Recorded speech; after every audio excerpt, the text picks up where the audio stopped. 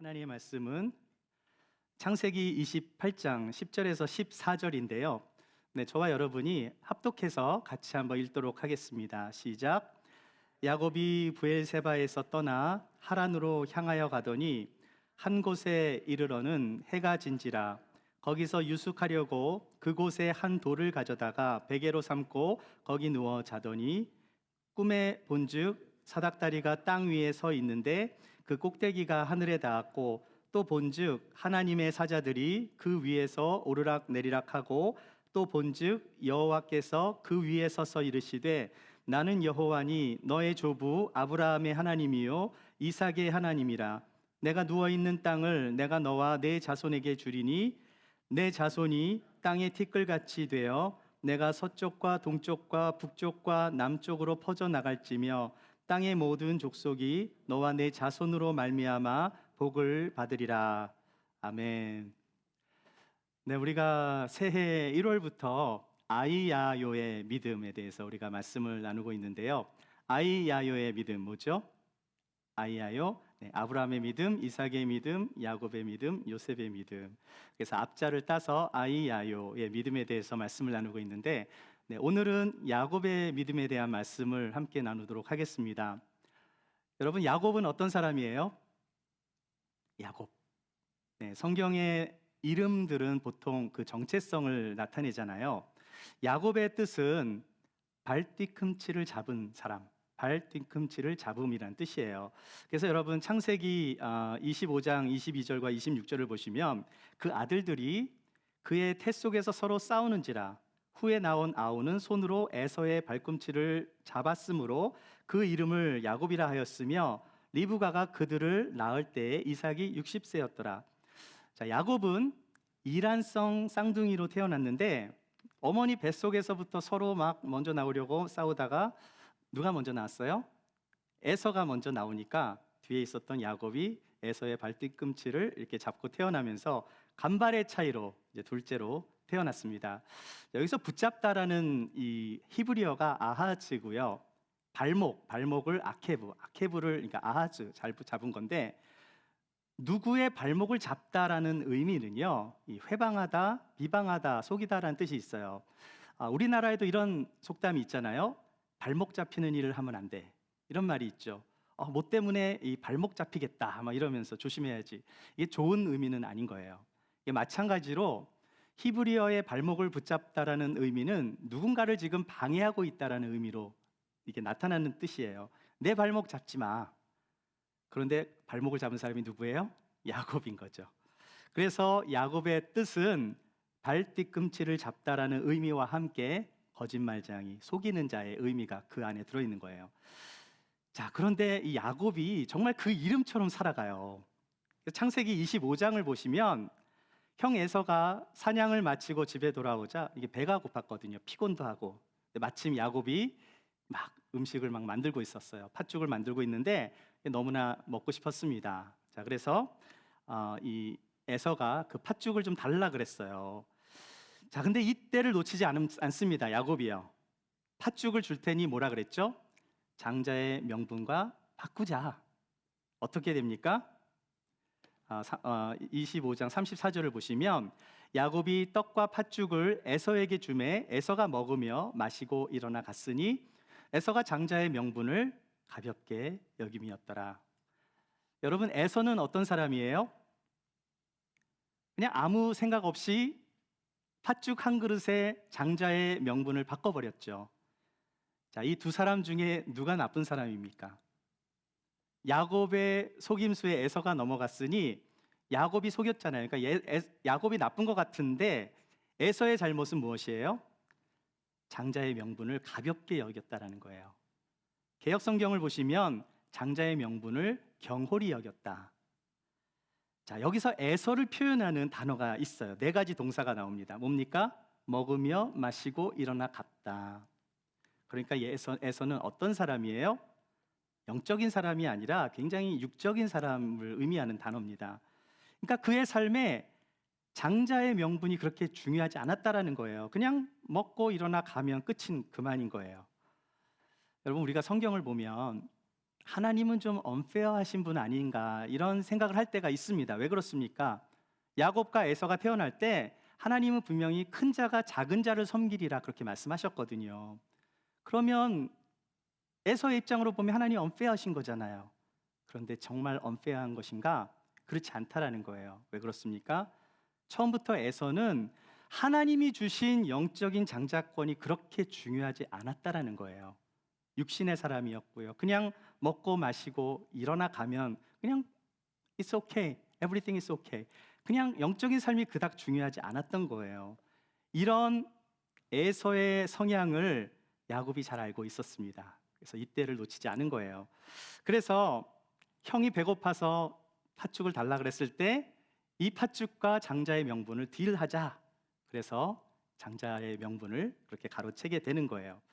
자, 그런데 얼마 지나지 않으면 이 장자 기도를 못 받을 것 같으니까 야곱에게 얘기하기를 하는 거예요. 엄마가 다 책임질 테니까 에서로 변장을 해서 축복 기도를 받으라. 처음에 야곱이 원하지 않았지만 엄마가 그렇게 원했고요. 또 야곱도 장자 명분만이 아니라 축복 기도를 받고 싶었거든요. 자, 그래서 에서로 변장을 해서 이제 이삭에게 가는 거예요. 27장 19절과 19절을 보시면 야곱이 아버지에게 나아가서 내 아버지하고 부르니 이르되 내가 여기 있노라. 내 아들아 네가 누구냐? 야곱이 아버지에게 대답하되 읽어보겠습니다. 시작. 나는 아버지의 맏아들 에서로소이다. 이삭이 야곱에게 너는 누구냐라고 왜 물었겠어요? 네, 비록 나이가 많고 눈도 좀 안 보이고 어두운 귀도 잘 안 들렸지만 뭔가 이상한 눈치를 그렇게 챘기 때문에 물은 거예요. 그런데 야곱이 뭐라고 대답해요? 저는 맏아들 에서예요. 그냥 에서입니다 이렇게 말해도 되는데 굳이 맏아들 에서라고 말을 합니다. 그런데 이삭은 계속 뭔가 의심이 들었기 때문에 야곱에게 더 가까이 다가가요. 그래서 22절과 23절을 보시면 야곱이 그 아버지 이삭에게 가까이 가니 이삭이 만짐에 이르되 음성은 야곱의 음성이나 손은 에서의 손이로다 하며 그의 손이 형 에서의 손과 같이 털이 있으므로 분장을 한 거죠. 분별하지 못하고 축복하였더라. 결론은 어머니가 원하던 대로 이 야곱이 아버지를 속이는 데 성공하고 장자의 축복 기도를 받게 돼요. 자, 그런데 참으로 희한하죠. 이삭이 축복 기도를 해줬음에도 불구하고 한 번 더 확인하는 작업을 가져요. 24절 읽어보겠습니다. 시작. 이삭이 이르되 내가 참 내 아들 에서냐. 이삭이 계속해서 야곱에게 네가 진짜 에서니? 계속 확인하고 있어요. 벌써 몇 번째입니까? 이삭이 계속 묻고 있잖아요. 굉장히 속으로 뜨끔했겠죠. 자, 이때 만약에 야곱이 좀 더 영적인 사람이라면 이 말은 이삭이 하고 있지만 하나님이 하시는 말씀으로 들을 수 있어야 하는 거예요. 이 정도면. 자, 그런데 야곱의 이름이 뭡니까? 에서의 발뒤꿈치를 잡는 사람이잖아요. 네, 끝까지 자기를 에서라고 말하며 자신이 야곱인 것을 부인해요. 자, 이렇게 거짓으로 장자의 축복을 가로챈 결과가 어떻게 됐을까요? 사냥을 마치고 에서가 집으로 돌아왔는데 이 에서가 이걸 알고 나서 막 노발대발하는 거죠. 야곱을 막 죽여버리겠다. 이 말을 근데 어머니 리브가가 듣습니다. 그래서 어떻게 해요? 야곱을 멀리 하란에 있는 친오빠 집으로 피난을 보내는 거죠. 여러분, 죄에는 대가가 있어요. 물론 우리가 죄를 고백하면 하나님께서 용서해 주시지만 죄에 대한 결과와 책임은 따라오는 거예요.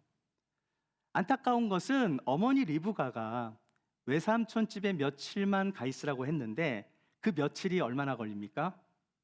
20년이라는 세월이 걸리는 거예요. 며칠만 가 있어. 20년이라는 세월이 흘러버려요. 리브가는 그렇게 야곱을 떠나보냈는데요. 다시는 야곱을 만나지 못합니다. 우리가 지금까지 야곱의 스토리를 잠깐 살펴보았는데 어떤 마음이 드세요? 이상하게도 야곱에게서는 우리가 알았던 아브라함의 믿음이나 이삭의 믿음의 모습이 잘 안 보여요.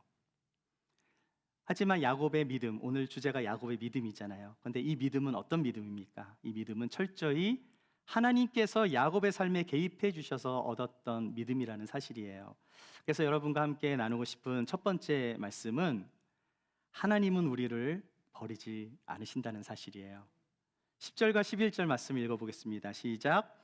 야곱이 브엘세바에서 떠나 하란으로 향하여 가더니 한 곳에 이르러는 해가 진지라 거기서 유숙하려고 그곳에 한 돌을 가져다가 베개로 삼고 거기 누워 자더니. 여러분, 야곱이 살던 고대 시대에는 나그네를 대접하는 문화가 있었어요.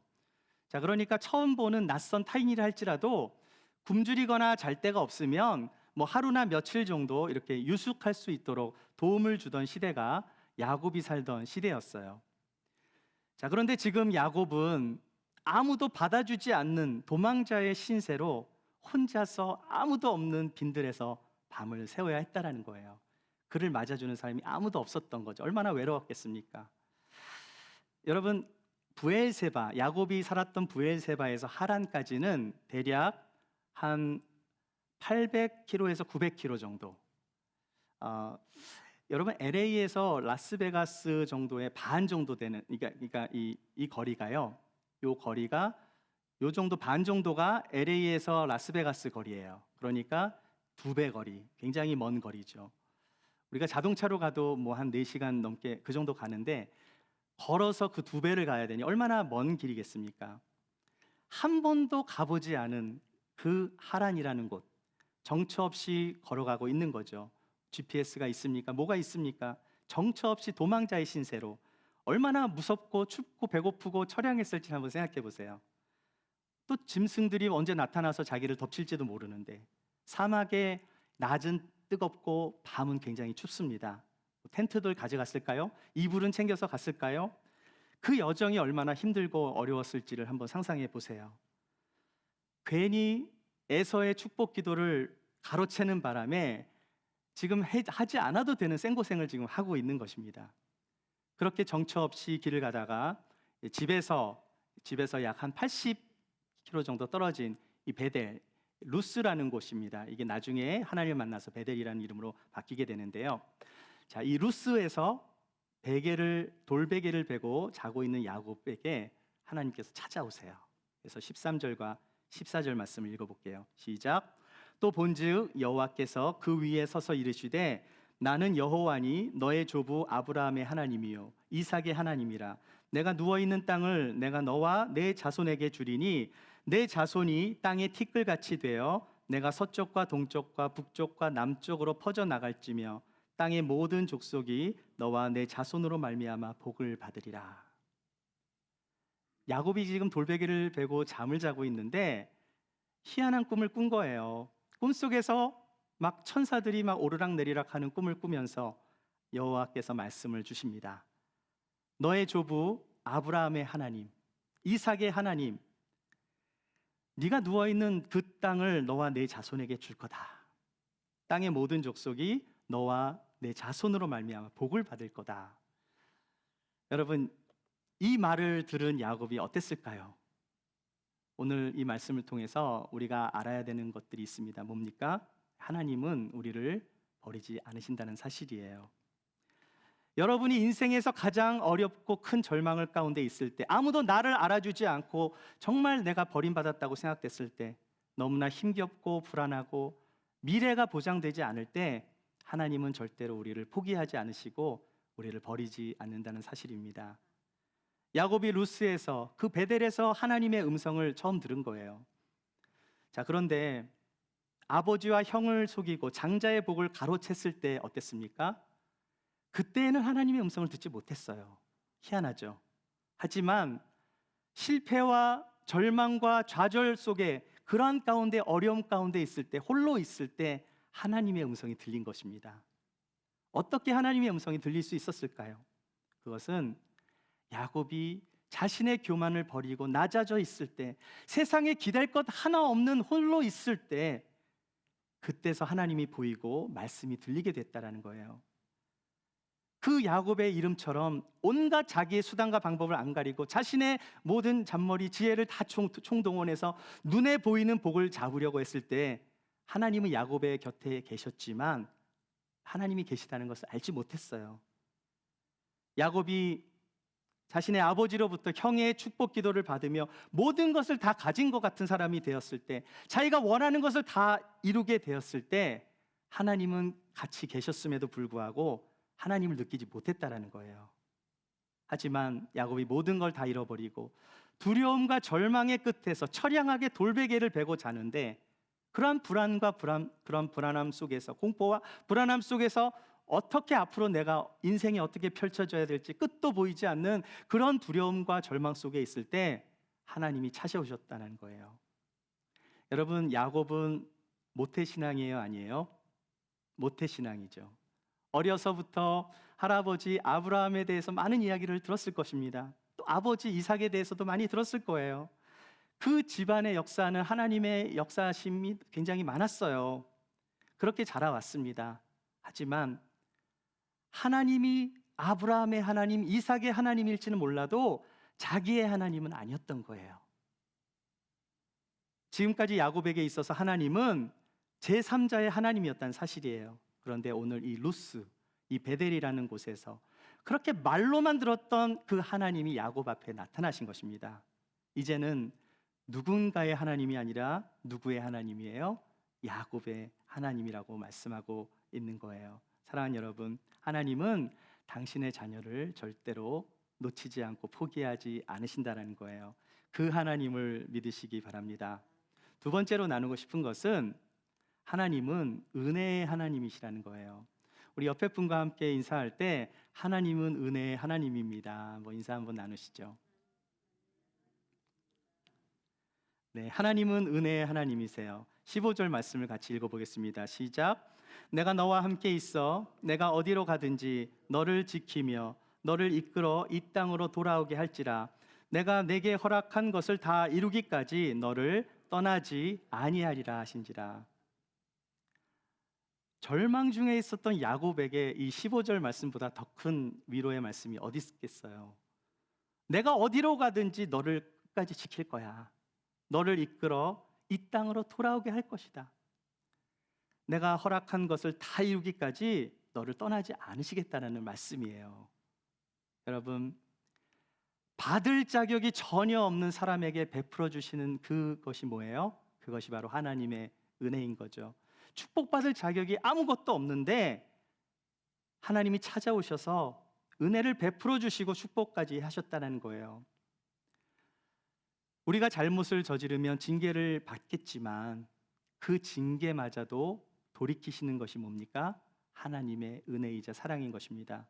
왜 이런 은혜를 베풀어 주시는 걸까요? 그것은 바로 우리가 하나님의 자녀이기 때문이에요. 이런 은혜가 베풀어지지 않는다면 우리는 하나님께로 나아갈 수 없습니다. 왜 그렇습니까? 우리는 실수를 많이 하잖아요. 우리 자신을 한번 돌아보십시오.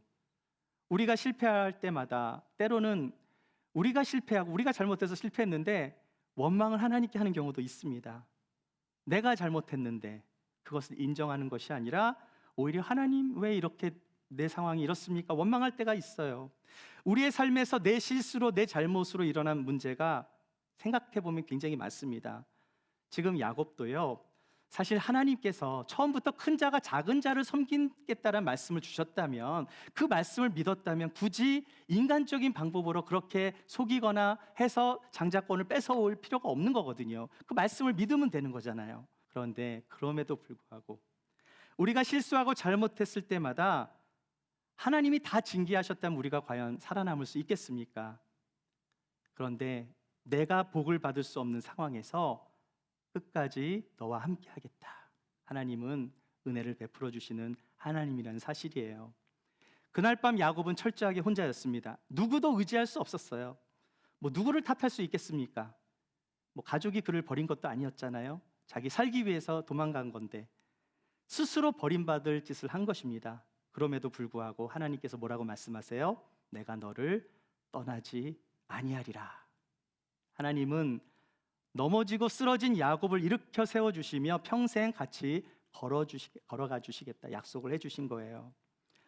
우리 역시 야곱처럼 어떤 추악한 모습이 있을 수 있습니다. 비겁한 캐릭터가 있을 수도 있습니다. 그런데 하나님은 그분의 자녀, 하나님의 자녀가 된 우리들을 위해서. 왜 그렇습니까? 예수 그리스도께서 우리의 죄를 사해 주셨기 때문에, 예수님 때문에 그 은혜로 말미암아 내가 너를 떠나지 않으리라 말씀해 주시는 거예요. 이것이 복음입니다. 불완전한 우리 연약한 우리들, 그 연약한 우리들을 위해서 친히 찾아와 주셔서 우리의 손을 붙잡고 의의 길로 인도하시는 분이 바로 하나님의 은혜라는 거예요. 우리가 주님께 먼저 간 것이 아니라 주님이 우리를 먼저 찾아와 주셨다는 것입니다. 우리에게는 어려움들이 있어요. 가정의 문제, 진로의 문제, 때로는 신분의 문제도 있을 수 있고, 경제적인 문제, 삶의 어려움 가운데 그 고난의 터널을 지나가고 있을 때 사람들에게 주님이 말씀하세요. 너는 결코 혼자가 아니야. 세상 끝날까지 내가 너와 함께 할 것이다 말씀해 주십니다. 하나님은 받을 자격이 없는 자에게 은혜를 베풀어 주시는 하나님이세요. 마지막 세 번째로 나누고 싶은 말씀은, 하나님은 우리를 믿음의 사람으로 빚어 가십니다. 제가 여러분에게 한번 질문해 볼게요. 아브라함과 이삭과 야곱 중에 누가 천국에 갔을까요? 세 사람 다 천국에 갔을 것이다. 손 한번 들어보시죠. 안 드시는 분들은 천국에 못 갔나요? 야곱은? 여러분, 야곱이 천국에 갔습니까? 못 갔습니까? 갔죠? 어떻게 알 수 있어요? 성경에 나와 있나요? 네, 나와 있어요. 마태복음 9장 11절 같이 읽어볼게요. 시작. 또 너희에게 이르노니 동서로부터 많은 사람이 이르러 아브라함과 이삭과 야곱과 함께 천국에 앉으려니와. 야곱이 천국에 갔습니까? 네. 동서의 많은 사람들이, 지금 우리 같이 예수 그리스도를 믿는 사람들이 아브라함과 이삭과 야곱처럼 그 천국에 앉으려니와. 예수님 말씀하신 거예요. 지금 천국에 있는 사람이 누구예요? 아브라함과 이삭과 야곱. 여러분, 어쩌면 이 세 사람을 보면 오늘날의 그리스도인의 모형이 될 수 있다고 봐요. 자, 우리 중에는 아브라함과 같은 그리스도인도 있고, 이삭과 같은 크리스찬도 있고, 야곱과 같은 크리스찬이 있을 수 있어요. 질문을 드립니다. 이 세 사람 중에서 누가 가장 좋은 크리스찬입니까? 아마도 아브라함이라고 말을 하실 거예요. 보통 그리스도인은 누구죠? 보통 그리스도인 야곱, 이삭.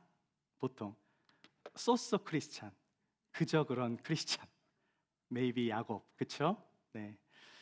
좀 지나친 표현일 수도 있지만 베스트 크리스찬, 아브라함. 노멀 크리스찬, maybe 이삭. 소소. 그저 그런 크리스찬, 야곱. 네, 이렇게 표현한다면 좀 지나친 표현일 수도 있어요. 그런데 오늘날 안 믿는 사람들이 믿는 사람들에게 뭐 저런 크리스찬들이 있을까? 저런 사람들이 구원을 받는다면 나 교회 안 나갈래. 이렇게 질타를 받을 수 있는 그 크리스찬이 있다면 이 세 사람 중에 누구와 가장 가까울까요? 아마도 야곱이 아닐까 생각해요. 자, 지금 옆에 있는 분을 한번 바라보십시오. 옆에 있는 분을 한번 바라보시고 속으로만 생각하세요. 누구와 가장 많이 닮았을까? 속으로만 말씀하지 마시고. 아브라함입니까? 이삭입니까? 야곱입니까?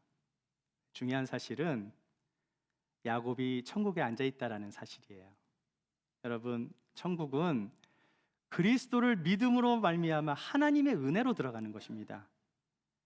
그러니까 야곱은 하나님의 은혜로 들어간 대표적인 모델이 될 수 있어요. 이 야곱의 인생을 곰곰이 살펴보면 너무나 중요한 사실을 우리가 생각할 수 있습니다. 그것은 야곱의 인생의 전체를 보면 야곱은 하나님을 믿기는 믿었어요. 그런데 그의 인생의 초반부를 보면 자기 멋대로 믿었어요. 자기가 원하는 대로, 자기 방법대로 믿었습니다. 자기 생각대로. 뭔가를 쟁취하기 위해서는 수단과 방법을 가리지 않으면서 믿었어요. 그런데 하나님께서 야곱을 조금씩 조금씩 깨뜨리시고 빚어가셨어요. 어떤 사람으로 만들어 가십니까? 하나님이 원하시는 뜻대로 살아가는 믿음의 사람으로 만들어 가신 것입니다. 여러분, 교회에는 이 세 부류뿐만 아니라 많은 부류의 사람들이 있는데 저분은 왜 저럴까 우리는 판단할 수 있어요. 그런데 그분도 하나님이 빚어가시는 중인 거예요. 형 에서를 피해서 하란으로 그 외삼촌 라반의 집에서 20년을 살면서 야곱은 하나님의 은혜들을 많이 경험해요. 그런데도 불구하고 그의 캐릭터가 바뀌질 않아요. 그런데 하나님은 야곱을 완전히 brand new creature, brand new, 새로운 사람으로 만들어 주십니다. 창세기 32장 25절을 보시면 하나님의 사자가 야복 강가에 홀로 있는 야곱을 찾아가서 갑자기 씨름을 걸어옵니다. 25절 말씀을 읽어볼게요. 시작. 자기가 야곱을 이기지 못함을 보고 그가 야곱의 허벅지 관절을 치매 야곱의 허벅지 관절이 그 사람과 씨름할 때 어긋났더라. 여러분 한번 생각해 보세요. 하나님의 사자가 나이 많은 야곱과 씨름을 하는데 어떻게 하나님의 사자가 나이 많은 노인 그 야곱을 못 이기겠습니까? 그런데 밤새 씨름을 했는데 야곱을 못 이기겠는 거예요. 그러자 이 사자가 허벅지 관절을 탁 치자, 이 치자라는 말이 이 나가, 히브리어를 보면 나가라는 단어인데요.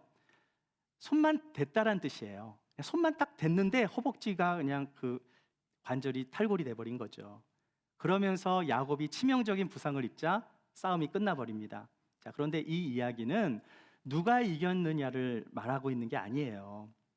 이 말씀은요, 야곱의 의지, 그 야곱이 얼마나 고집쟁입니까? 그 야곱의 캐릭터, 아무리 하나님 보여주셔도 20년 동안 그의 캐릭터가 바뀌질 않는 거예요. 지금 그 야곱을 꺾으시는 그 사건을 의미하는 거예요. 그렇게 야곱은 자신의 그 많은 의지로 살아왔는데 그럼에도 불구하고 자신의 본성, 그 자신의 중심의 본성을 버리지 못한 것입니다. 결국 하나님은 야곱의 몸에 손을 대실 수밖에 없었어요. 야곱을 바꾸시기 위해서는 야곱을 쳐야만 했습니다. 결국 야곱은 자신의 그 허벅지 관절이 어긋난 것을 체험하고 나서 이분이 누구인 걸 알아요? 이분이 바로 하나님인 것을 알게 돼요. 이때 하나님의 사자가 이렇게 말을 합니다. 그 사람이 그에게 이르되 내 이름이 무엇이냐? 내가 이르되 야곱이니이다. 하나님의 사자가 물어보죠.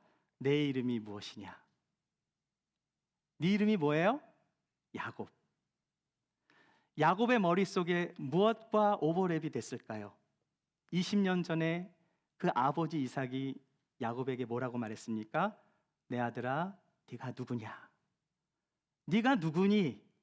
야곱이 뭐라고 대답했었죠? 맏아들 에서예요. 그냥 에서도 아니고 아버지의 맏아들 에서라고 말했어요.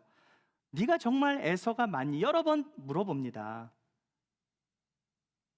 야곱은 자기가 에서예요. 여러 번 에서라고 야곱이 말을 합니다. 그렇게 장자의 축복 기도를 가로채고 부모를 떠나 20년이 지난 후에 하나님이 야곱에게 동일하게 물어보시는 거예요. 네 이름이 무엇이냐? 하나님은 야곱의 정체성을 물으신 거예요. 그 안에는 이런 뜻이 담겨져 있습니다. 야곱아, 지금까지 너는 누구로 살아왔니?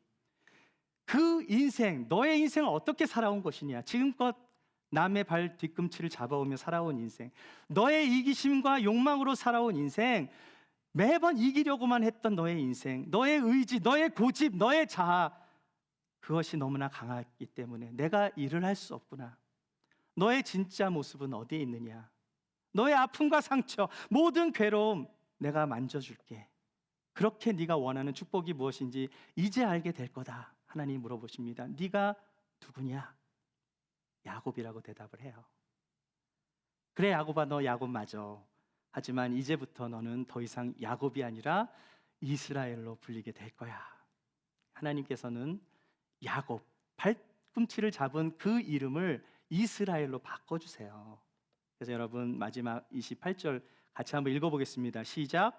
그가 이르되 내 이름을 다시는 야곱이라 부를 것이 아니요 이스라엘이라 부를 것이니 이는 내가 하나님과 및 사람들과 겨루어 이겼음이니라.